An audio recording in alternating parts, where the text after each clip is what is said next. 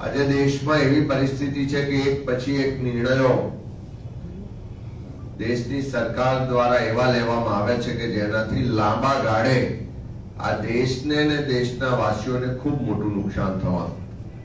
56ની છાતી વાળા વડાપ્રધાન જે ખૂબ મોટી વાતો લાલ આંખ બતાવવાથી લઈને 56ની છાતી બતાવવાની કરતા આજે અમેરિકા સામે અચાનક શું થયું કે દરેક રીતે સરેન્ડર થઈ ગયા હોય એવું આખી દુનિયામાં ચર્ચાઈ રહ્યું છે. સામાન્ય માણસ પણ એમ કહે કે નરેન્દ્રભાઈ સરેન્ડર થઈ ગયા.